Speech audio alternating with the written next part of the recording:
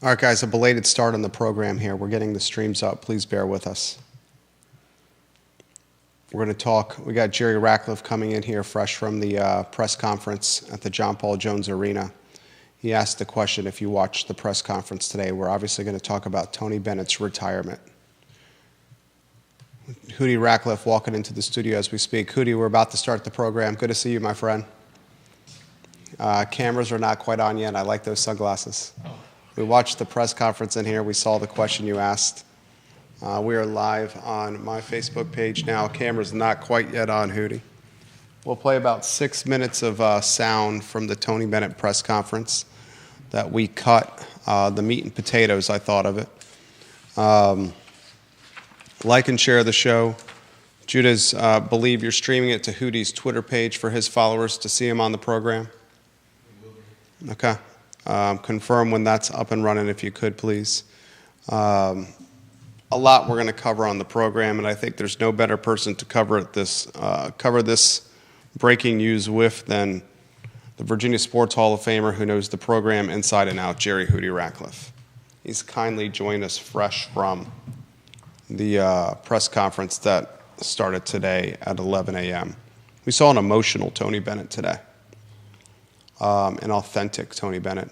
We saw a man that was honest, not just honest with himself and honest with his wife, honest with his family, honest with his boss, Carla Williams, and President Jim Ryan, the Board of Visitors, but honest with fans. And it's that authenticity and honesty that has made Coach Tony Bennett such a beloved member of the community, and probably will go down on the Mount Rushmore of all-time UVA stakeholders. And I'm not, folks, just talking athletics here. I'm talking about a Mount Rushmore of UVA stakeholders that includes even Thomas Jefferson. We'll talk about that with Hootie Ratcliffe today, the final edition of the I Love CVille show. Chad Wood, you're 100% right. Can't replace a coach or man like Tony Bennett. Chad Wood, thank you for watching the program. Share the show, like the show. We're going to get started here in a matter of moments. Bear with us as we're starting a little bit later today. We are now live on Hootie Ratcliffe's Twitter account, so his followers can join us in the conversation. Judah Wickower is getting us live on stream. Give us a thumbs up when we're ready to rock and roll, Judah. Stream-wise, I'm seeing it live on my personal Twitter account. I'm seeing it live on my Facebook page, Hootie's Twitter account. If you can confirm LinkedIn, we can get rocking and rolling. About 15 seconds away from starting over here.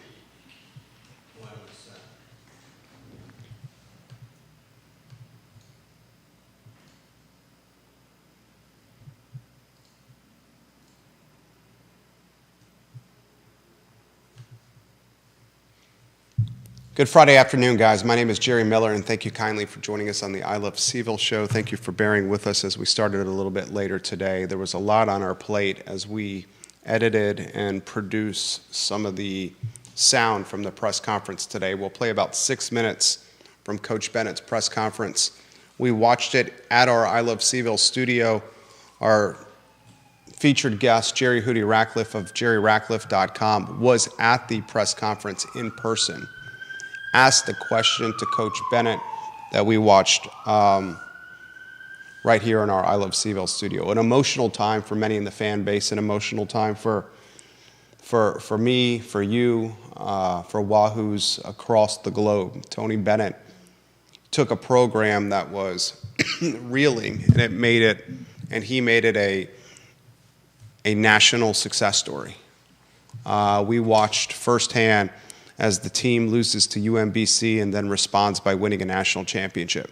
We watched firsthand a coach take a program that was the doormat of the Atlantic Coast Conference and turn it into a perennial contender, one that was capable of not just beating the Blue Bloods, Duke and UNC of the Atlantic Coast Conference, but was capable of silencing the Blue Bloods of the ACC, their fan bases, their talent, their pro talent, their coaches. Tony Bennett did it, and he did it his way. And his way was a way of integrity, honesty, authenticity, a way backed by his precious pillars that became not just key components of the UVA program, but key components of the fan base as a whole. Today we start the new chapter, and it's a chapter going to be led by Ron Sanchez, the interim head coach. We'll talk about that with Jerry Ratcliffe. We'll talk about the impact of name, image, and likeness, the NIL and the transfer portal, and the influence they had in Tony Bennett retiring with about 3 weeks left before the 2024-2025 season. A lot we're going to cover on the program. Judah Wickhauer behind the camera. If we can go to the studio camera and then a two-shot, and welcome Jerry Hootie Ratcliffe to the show. Let me know with the thumbs up when we're live on LinkedIn, please, so I can let those followers know. Hootie, you are on camera now. You have quite a few people watching. You, my friend, at the press conference today, what was the tone, the tenor, what was the mood of the press conference? Well, it was very somber in some ways, and to steal one of Tony Bennett's expressions, joyful in another, because so many people were so thankful for what he brought to this city and this state and this university. And, you know, some people like Rick Carlisle flew in just to thank Tony Bennett for what he had done for UVA. And a lot of people were there just to wish him well on his new journey, which is yet to be determined exactly what that's going to be. But it was a mixture of emotions, and so was Tony Bennett. He was smiling and happy on some occasion throughout the press conference and choked up several times during some of his answers and explanations to what led him to today. I want to highlight this. Quitting while you're ahead is not the same as quitting. And Coach Bennett quitting while he's ahead here. This is his decision, a decision that was not made for him, that often happens in athletics when it comes to head coaches or athletic directors. Not many people get to call their shots. Exactly. He's calling his shots. Yeah. I want to throw this to you. NIL and transfer portal and the influence it had on this decision for Coach Tony Bennett. Major impact. As we've seen, and even Tony pointed out, as we've seen with Jay Wright, Mike Krzyzewski, Nick Saban, Jim Boeheim, and I imagine we'll probably see others, had a major impact. He just said that he had been soul-searching for, well, he and Carla had been having this discussion. Carla Williams, the AD, had been having this discussion for 3 years. She tried to talk him out of it. He thought about maybe retiring at the end of last season, but they went straight into the transfer portal recruiting, which falls right on the heels of the end of the season. They were excited. He was excited about some of the players they landed. He was excited about getting Chance Mallory into the program, and he was fired up, but he kept being haunted by the fact that of the NIL and the transfer portal, and there's really little time off for coaches these days. There's so much pressure. It's so much about money, and some of this goes against some of his 5 pillars that you mentioned, and he said humility and passion were the 2 pillars that really got to him in the end. He struggled. He choked up when he said, I came to the realization. He and his wife Laurel went on a fall break mini vacation down to Eastern Virginia, and it was then that he just said that it's time. It's time for him to step away, and he choked up and he said, I'm no longer the coach to lead this program, and wanted to turn it over to one of his trusted lieutenants, Ron Sanchez, like you said, on an interim basis, and that's where we are right now. Ron Sanchez, the interim head coach. We'll talk about the NIL and the transfer portal, how it may impact the current roster. We'll talk about the NIL and the transfer portal and what needs to change in college sports. first to focus on Tony Bennett. Soon we'll play 6 minutes from his press conference earlier today, a press conference that the Virginia Sports Hall of Famer Hootie Ratcliffe was at. Tony Bennett emotional throughout this press conference. I appreciate that emotion. It showed his authenticity. Oh, no question. And we have rarely over the last 15 years see him get emotional like that. But, I mean, it was tough on him to step away from this. As much as he loved it, he called himself a square peg in a round circle. And, you know, other people believe that he still is equipped to do the job. I mean, I think everybody on this set thinks that. Yeah, but in his heart, and talking with his father, Dick, who told him to follow his heart, but that if you can't give it 100% of your attention, then it might be time to step away. And that was it. Tony said that you have to be all in, and he just can't bring himself to do that. And he talked about the state of college athletics, and that it's not healthy right now, and there needs to be revision, there needs to be changes. And I hope somebody out there is listening, because we're losing too many giants in the game, people who matter, people who stand for something and do it the right way. And I'm afraid if we keep losing these guys, then college athletics is going to be run by the people who don't think that way. Well said, Hootie. 6 minutes of audio and sound, Judah.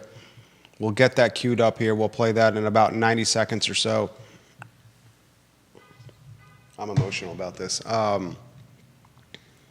The impact Tony Bennett, not just as basketball coach at UVA, the impact of Tony Bennett, not just in the athletic department, but the impact of Tony Bennett on the University of Virginia in totality and its history.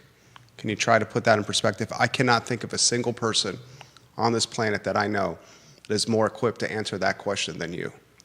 Yeah, I mean, he was so unique. I remember the day before it was even announced that he was the coach, and I was able to graciously break the story thanks to John Oliver, who let me know about it before the story broke.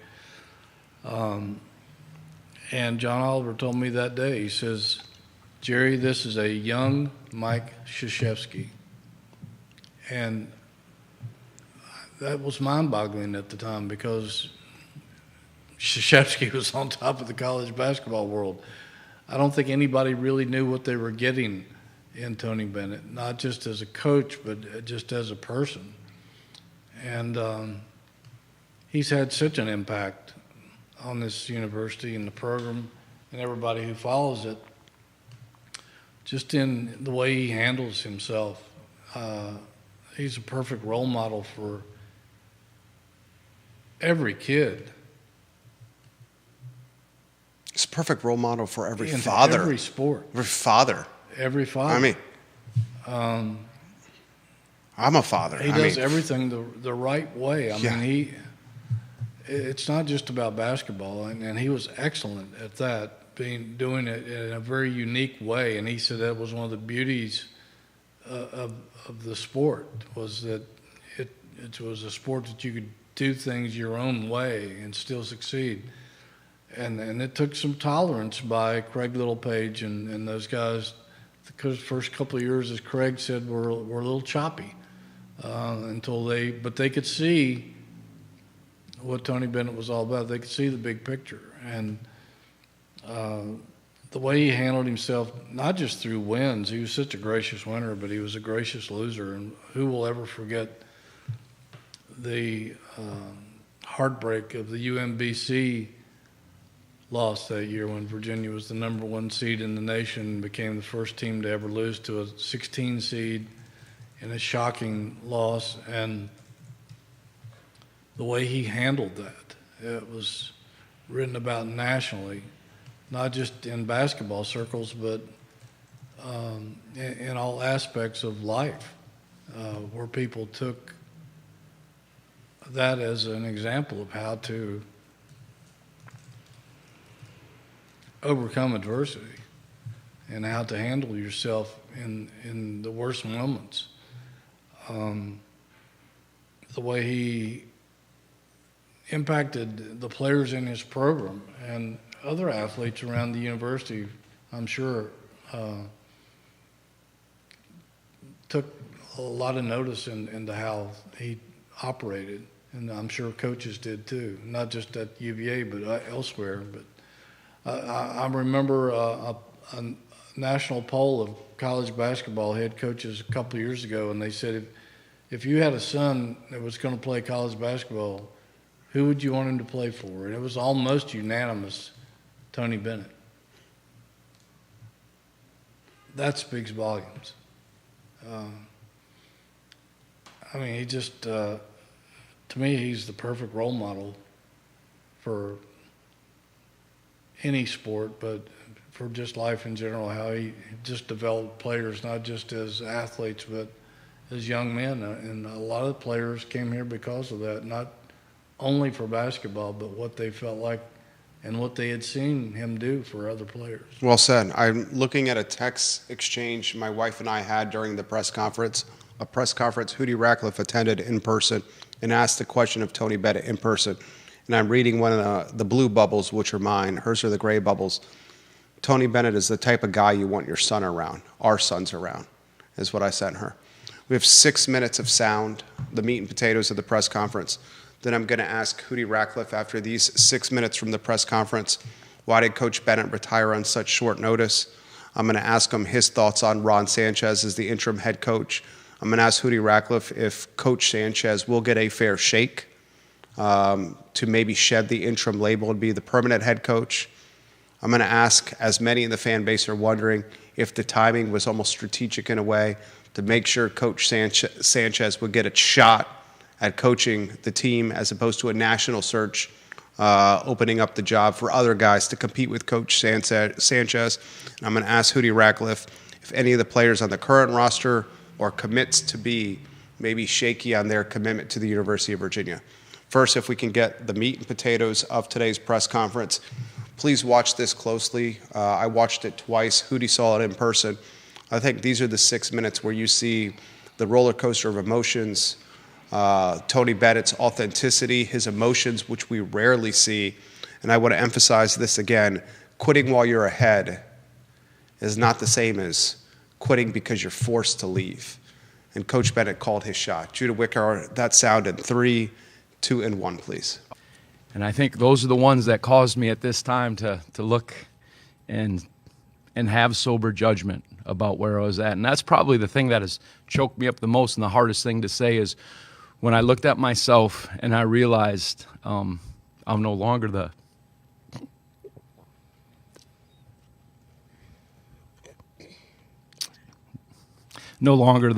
the best coach to lead this program in this current environment. And if you're going to do it, you got to be all in. You got to have everything. And if you do it half-hearted, it's not fair to the university and those young men. So, and looking at it, that's what made me step down. There's still a way in this environment. There's a way with Carla and President Ryan and the board to do it and hold to our values. But it's complicated. And to admit, honestly, that I'm not equipped to do this is humbling. But it honors the pillars.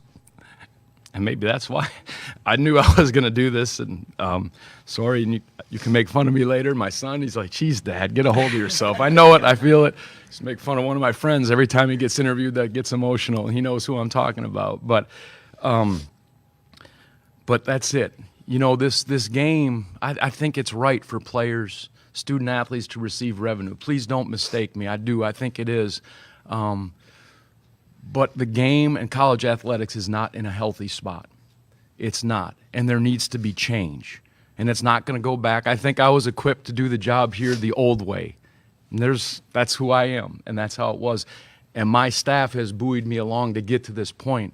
But there needs to be change. it's going to be closer to a professional model, Coach Carlisle. I think it is, where there's got to be collective bargaining. There has to be a restriction on the salary pool that teams can spend. There has to be transfer regulation restrictions. There has to be some limits on the agent involvement to these young guys. And there are good agents and there are bad agents, and they're driving some of this stuff that we're in. And I worry a lot about the mental health of the student athletes as all this stuff comes down. And it's sometimes when you're in it, you have to step away, and maybe I can be an advocate for the student athletes and the coaches to get the changes. But this is a place that will not compromise and do it the right way. And I wish it could be me, but it can't. And when you know in your heart it's the time, you have to give it away. And I'll go through just so you understand, and then I'll take questions. And I'm sorry to be this long, but just there's a lot there. After the season, I thought about maybe stepping away. Every coach, you get to that, it's a long season. It was a hard ending. And I thought about that. But the way the recruiting calendar works, we literally jump in. You have no time. For 2 straight months, we're in the transfer portal. You guys know that. And you're involved in situations and conversations and things that I'm not great at. But because my staff, because of Coach Sanchez, Coach Williford, Coach Vandross, all this, Coach Sodi, all the staff, Coach Zay, we got excited. We landed a really good group of transfers. We had 2 good incoming players, and I was excited about that and going forward. And then I was offered a contract extension, and I signed it. And I didn't know if I'd be able to do the whole 6 or 7 years, obviously. But I was excited and thought, I think I can do this, and I'm excited about the way forward. And as the season, then we got a great commitment from a local kid. I don't even know if I can say his name. He hasn't signed, but okay, I can't. So what does it matter? I mean, I can't get in trouble, can I? So I think you can. And I was encouraged, and it excited me for this way forward, and kind of went through the summer and the fall and hoping to do this, and felt some things as it went along. And it really wasn't until fall break that we have here, where Laurel and I went away and just kind of processed about what the future would be.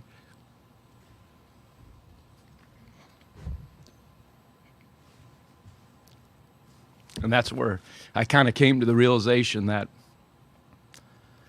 I can't do this. It's not fair to these guys and to this institution that I love so much to continue on when you know you're not the right guy for the job. And the reason I did it then instead of waiting, and I've always wanted this to be taken over by one of my staff members. I always have. And I just felt if I knew it was the time, instead of trying to delay it, I wanted these guys and the staff to have a couple scrimmages 3 weeks before they play games to get together and just to step out of the way and get away. I'll still be around. I'll still try to encourage, and if I'm allowed to be, but I won't overdo it. But that was the timeline, and I didn't know it would happen like this. But as I said, when you know in your heart it's your time, and it's wrong to stay in this. And it's hard to admit that, but I am so grateful.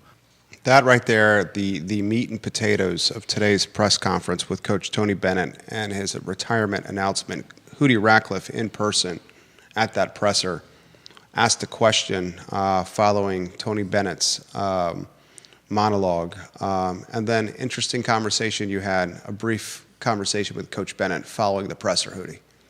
Yeah, I just wanted to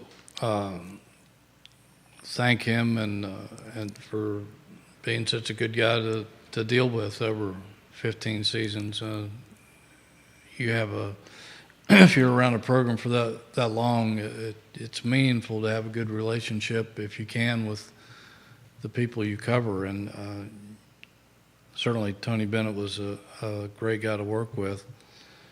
And I just thanked him for being a good guy. And he said, I remember that first day that I was introduced as head coach, you were sitting right there on the front row. And I said, yeah. And then he joked and he said, you outlasted me, which I've outlasted, I guess, a lot of coaches during my time. But He's such a gracious and thoughtful guy, and it was nice to just have that exchange with him. Hootie Ratcliffe's been to 50 straight ACC basketball tournaments, ladies and gentlemen. That's an unprecedented record when it comes to college hoops in the Atlantic Coast Conference.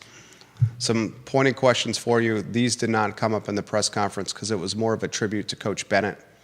Ron Sanchez has the, I don't know, depending on how you look at it, the dubious task or the appealing task of following Coach Tony Bennett. Appealing in that he has a loaded roster. Dubious in that he's following one of the most beloved coaches in University of Virginia history and a national championship award winner. Kind of a glass is half full, glass is half empty type thing. Ron Sanchez is the interim head coach, open-ended. Anywhere you want to go on that one? Well, the old coaches will tell you never follow a legend, and certainly that's proven to be a very difficult task for a lot of people over the decades. And it won't be easy for Ron Sanchez. He is inheriting a really good program and a very talented team, one that had Tony really excited about the season. And, we talked about this back in May. We told people, and we were scoffed at by a lot of people that said that we were delusional, that it was a plan to bring Ron Sanchez back to be his successor and that Tony may not coach this season. Even after he signed the contract, he left himself an out. And a lot of people laughed at us, Jerry, about some of the reporting we did, you and I and Chris Graham over the mountain. And I hope people remember that. But it was important for Tony to bring Ron Sanchez, one of his guys, back. I asked him specifically about Ron Sanchez, what he liked about him, and he said he was such a loyal servant, was with him all, at Washington State. Sanchez's This is a wife great story here. Yeah. had actually played for Tony's sister in college basketball, and his sister told Tony back then, one of these days, if you ever have a chance, you might want to take a look at this guy, Ron Sanchez, because she knew what a quality person he was. She mentioned that Tony Bennett recounts this story in the press conference. Tony Bennett's sister coaching Ron Sanchez's wife when they were just dating at the time. Right. And his sister says to Coach Bennett, if you ever have the chance, here's an assistant coach you should hire. Yes, absolutely. Amazing. And he certainly did at Washington State, and Ron followed him here, and then Across the country. across the country, blind faith. Then I think it was probably a great idea that he went to Charlotte and got some head coaching experience. I think maybe some of this was all in the big picture. It's like I said, Tony's been thinking about that. He and Carla have been having this discussion, she said, for 3 years. So I think this has been in the works for quite a while. They did a pretty good job of keeping it quiet, although some of us who've been around kind of saw that, the little hints of things here and there. And usually where there's a lot of smoke, there's a fire. But Ron Sanchez was at Charlotte for a while. We thought immediately that him leaving after having his best season there a couple of years ago and coming back here, that something was up, because it's just not a normal move in college basketball or any sport for that matter. So going to be a lot of pressure on Ron to succeed, but he does have the pieces to make a nice run this season. It is an interim head coaching label, and Carla said that they would have a national search at the end of the season, and I assume that if he's met the expectations, he will hold on to the job. If he doesn't meet expectations, I imagine they will open it up for a national search, and it's a lot of pressure on him and the rest of that staff to produce, and it's not easy. The ACC is going to be pretty challenging this year. Virginia was picked 5th in the preseason poll. Fifth in the preseason poll and not a single player on the All ACC preseason teams. Exactly. And so, and you know, that's, you know, with so many new pieces, I think a lot of people just aren't familiar with these guys and how good some of them are. But it's a tremendous pressure on him and the staff to deliver. And wow, I mean, it's a great opportunity, but it's certainly going to be a challenge. Some fans around the program asking the question, the short notice, little less than 3 weeks before the season starts, was it a strategic move to give Ron Sanchez some runway as the interim coach? If this was done at the tail end of this past season, a national search would have most likely ensued. And had a national search ensued, the chances of Ron Sanchez getting tabbed the head coach, even if it's interim head coach, probably not that great. It would have been interesting to see just who might have applied for this job had that been the case. But I think it would have been a fairly large applicant pool. oh yeah, absolutely. I mean, this is a good job. Great job. I mean, we saw back in Terry Holland's day when he announced before the season started that it was going to be his last season and that he wanted Dave Odom to be his successor, but the AD at that time wouldn't consider it. He wanted a national search. And so Dave Odom ended up not getting the job. Do you buy that theory as it applies to this scenario? I don't know if that would have been the case this time or not, but it would have been interesting. I do think that Tony was pretty determined to have one of his own guys take his place. He said so.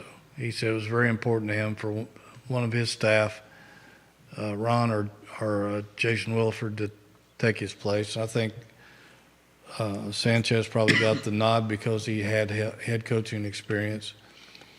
I think the timing probably had something to do with all that. I think he wanted to give him a fair shot at being the head coach and not have to compete with an open field, so to speak, for that opportunity.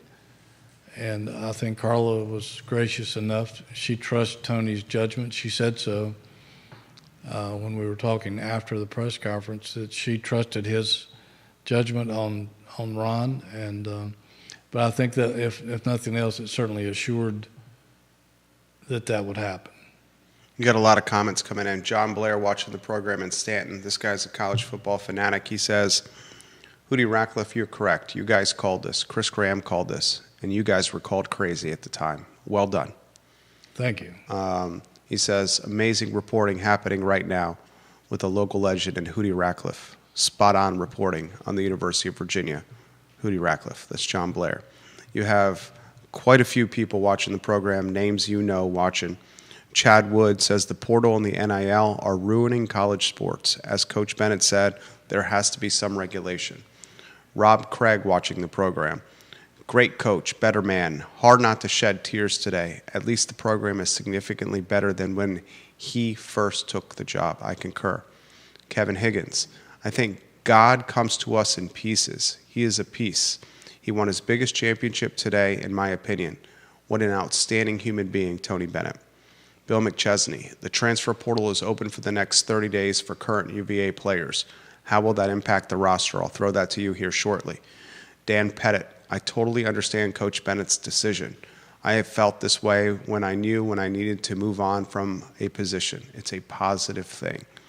The transfer portal and this roster and how it could be impacted by its leader stepping down. Do you see attrition with the roster?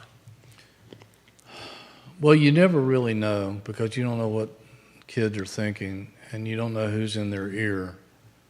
There's some bad agents out there, some bad people out there who may try to influence some of these kids.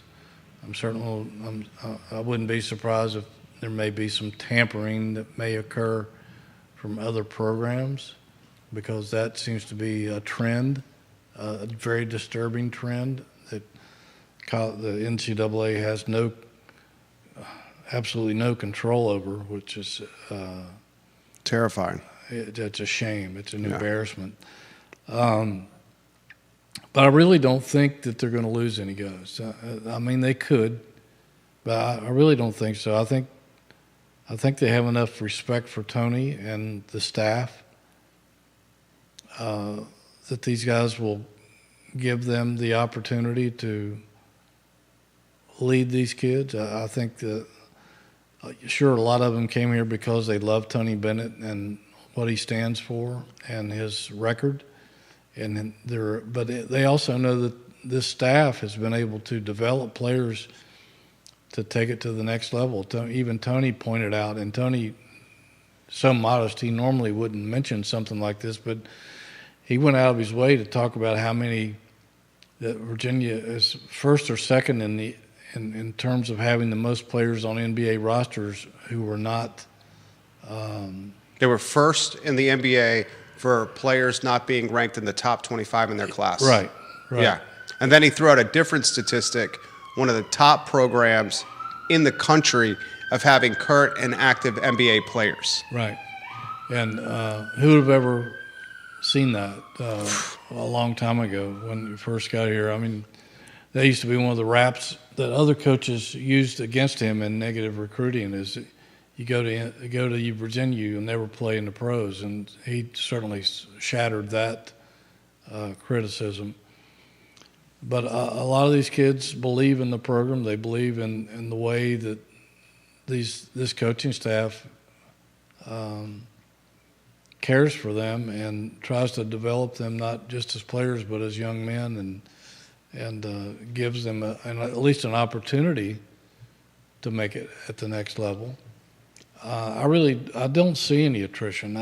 I could be wrong, and we may sit here a month from now and maybe somebody will leave. I don't know, but I really think that they believe strongly in what Virginia is doing. And that even though they came here because of Tony Bennett, they also came here for other reasons, because they like what this program stands for. Do you think the attrition, if there is any, most impacts transfers new to the program or those that have years of investment in the program? There's one guy in particular that I'm curious about, the point guard from Kansas State.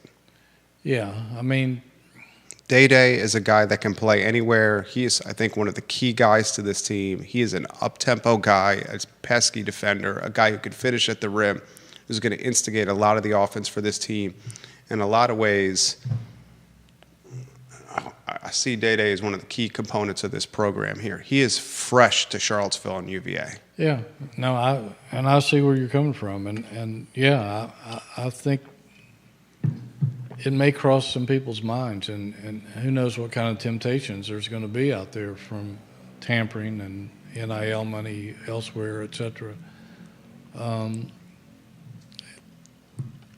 It's a great unknown, and certainly I'm sure that if other programs come after Virginia players, I'm sure he will be one of the targets, because, like you said, he's just a rising sophomore and fresh in, and certainly a very attractive, marketable player that people will desire.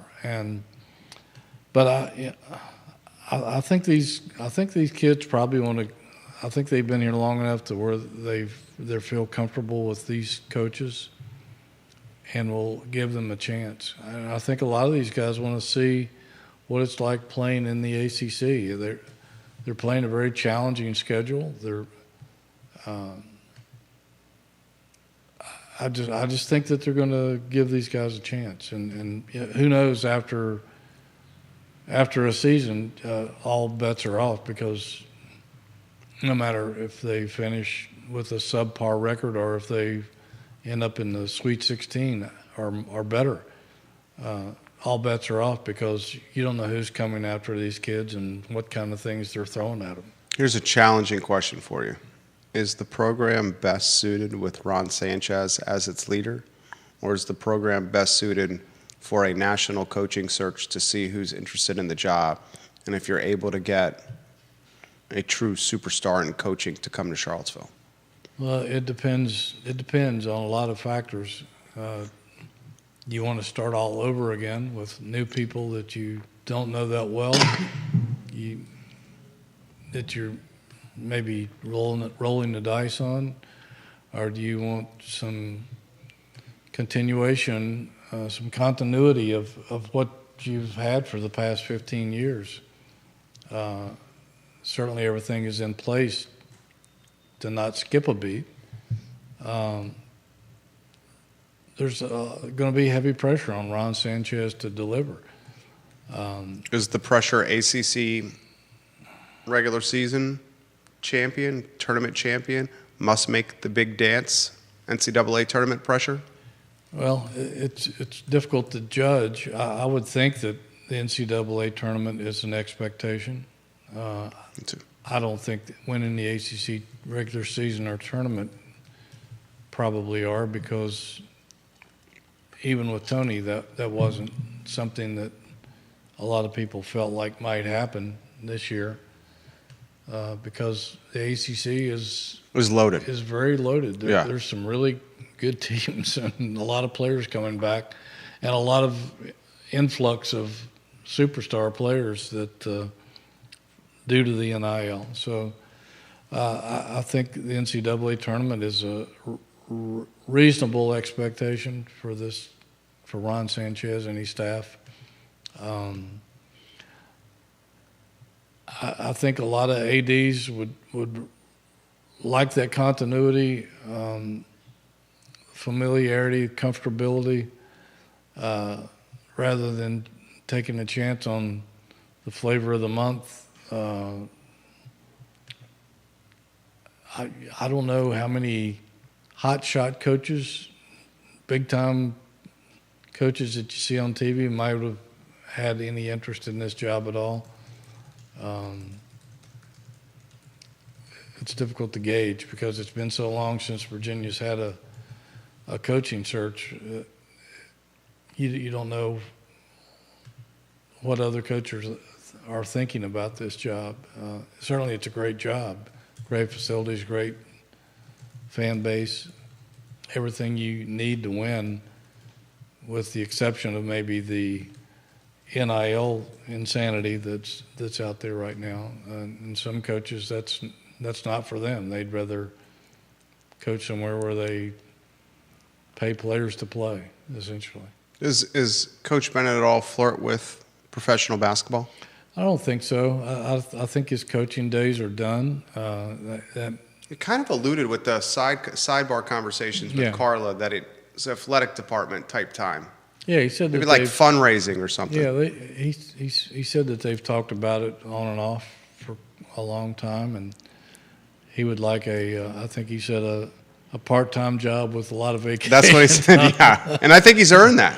He has, and but I think he would like to hang around, and I think he would like to be somebody who is an advocate for changing. He said that too. And uniforming Yeah. the college game to make it a better sport without the insanity that we're going through now, so we won't continue to lose great coaches throughout the country. And Jay I Billis can't pushed think for of anybody this. better. Oh, well said. Yeah. I think Tony Bennett or Mike Krzyzewski, either one. Mike Krzyzewski talked for a year about college basketball needed a basketball czar who could bring things together and make it make sense. And I can't think of anybody better than Tony Bennett to do that. That's very well said. He alluded to that. I could see him becoming a fantastic fundraiser. I can see him almost becoming what is it in the media business, in a budsman, Yeah. kind of like a third party watchdog.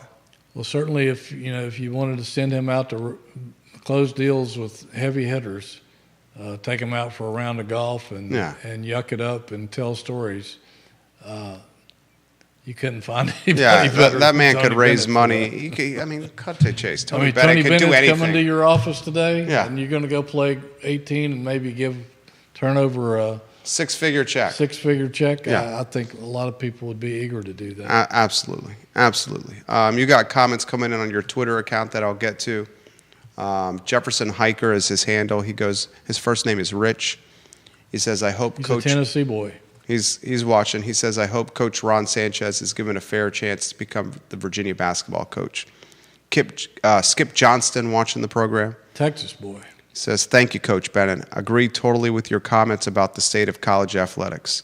So darn glad your health is good. Enjoyed watching every game. Soccer 1968. A lot of comments we're not going to be able to get to here at the 123 marker of this talk show. And I have some comments historical perspective that I would love to get from the Virginia Sports Hall of Famer, Hootie Ratcliffe.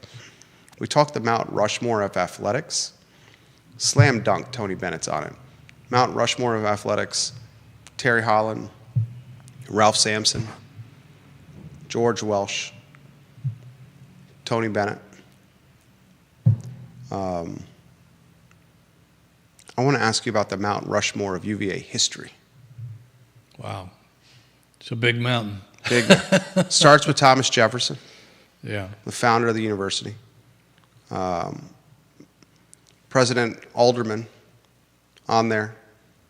Castine had a long run as president. Tony Bennett in that conversation, the Mount Rushmore of UVA history. You talk about a guy that's very below the radar, that's had a huge impact. Jaffrey Woodruff, $180 million donated to the University of Virginia, top donor in history. Data science school, he built with his own money. The squash centers at Forsyth, he built with his own money. He's a university graduate. He's probably on there. A lot of folks don't know that name. Gene Corrigan would be someone that would be on there because he changed the outlook of UVA athletics forever, because with his Corrigan report, which he thought he might get fired for telling it like it is and telling it like it needed to be told, when he said the university wasn't investing in the athletic program the way so they could compete with other ACC schools. And he was dead on right. And instead of getting fired, the president then listened with great intent and agreed with him, and they changed things forever. I don't know if they had rejected his thoughts at that point. I don't know if UVA athletics would have turned around over the next 15 or 20 years. It was one of the biggest moments in UVA athletic history, in my opinion, that he had the guts to do what he did, and should never be forgotten for that. And as a young AD, certainly he was a guy that belongs on that mountain.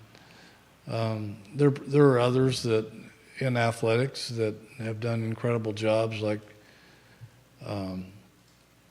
Debbie Ryan and Bruce Arena and Brian Boland winning all the national championships. Brian O'Connor, what he's done. Dawn Staley. Baseball program. Dawn Staley. So many athletes in so many sports. The current Olympic swimmers for UVA. So many people, I'm sure we're overlooking some people, but, going back into the old days, Art Gepp and Frank Murray in football did some incredible things. Some of the guys that are in the College Football Hall of Fame from this program, like Joe Palumbo and others. It's a massive mountain, but at the very top, certainly there's a spot for Tony Bennett. Well said. Ken Elzinga, the economics professor. Larry Sabato, another one that comes to mind. Paul Tudor Jones comes to mind. Carl Smith. Carl Smith absolutely comes to mind. Frank Batten comes to mind. And for Coach Bennett to be on that list of, some of the most influential in University of Virginia history speaks to his success, not just on the court. We did say Terry Holland, I hope. We said Terry Holland. I would never overlook him. First name, Terry Holland, to mention. We'll close with this. Dean Smith's got the Dean Dome. Coach Krzyzewski's got his name on the court. When does that happen for Tony Bennett? Should be painting it right now. Yeah, literally right now. Yeah, I thought the same. There should be a stencil on the court right now. How do you honor him? Name on the court, statue outside the arena? How do you do it? I don't think UVA believes in statues because I've read for years they needed one to Ralph Sampson and Don Staley out there, and even Ralph laughs. He said the only thing I think he said his mother said the only good thing statues for is collecting bird poop, but I think they do need some kind of something inside the arena. If they don't build statues, they certainly need to have some sort of a tribute to Terry Holland, Debbie Ryan, Don Staley, Ralph Sampson, and Tony Bennett inside that arena, and maybe in the lobby where it's unavoidable when you walk in. We'll close with this. JerryRatcliffe.com is the website we check every day. I check it multiple times a day. I check your Twitter account probably 4 or 5 times a day. I encourage all the viewers and listeners to follow Jerry Ratcliffe on Twitter and JerryRatcliffe.com. How do you even begin to cover this? Put in perspective the metrics, the traffic on the website, and how do you even begin to cover a retirement like this? Our website almost blew up last night with the column I wrote about what was going to happen and what had happened. And I think it was the second highest total in our 6-year history. It was just massive, and it's continued on through today, and I imagine will be. I'll be writing, I don't know how many stories from this. I talked to Rick Carlisle, I talked to Carl Williams, I talked to Kyle Guy. Kyle Guy tweets, I named my oldest son after Tony Bennett, the influence Tony Bennett had on Kyle Guy. That says a lot. Yeah, And that says a lot. talked to Craig Littlepage. Certainly, there'll be bukus of stories and things coming out of this. I can't wait. I don't know if I have enough time to write it all. I mean, it's not like football season. You got Clemson on the docket tomorrow. Kind of a big game tomorrow. Massive game tomorrow. Tony Elliott going home for the first time. That's Yeah. a story I have to write too. Yeah. But yeah, Kobe Pace. we'll try to meet expectations. Yeah. JerryRatcliffe.com, ladies and gentlemen. The man's been all over from start to finish this story with Tony Bennett. Been all over it, and he's been right from start to finish. And so have you. Thank you. JerryRatcliffe.com, the Virginia Sports Hall of Famer, 50 straight ACC basketball tournaments. Proud to call him a friend. I could not think of anyone else to sit across from us on a day like this. Thank you for coming. Glad to be here. Yeah, our pleasure. It's our pleasure. Judah Wickhauer behind the camera. He produced the sound from today's press conference. This show archived wherever you get your podcasting content and your social media content. It's the I Love CVille show on a Friday. We'll see you on Monday at 12:30, guys. Enjoy the weekend. Didn't mean to.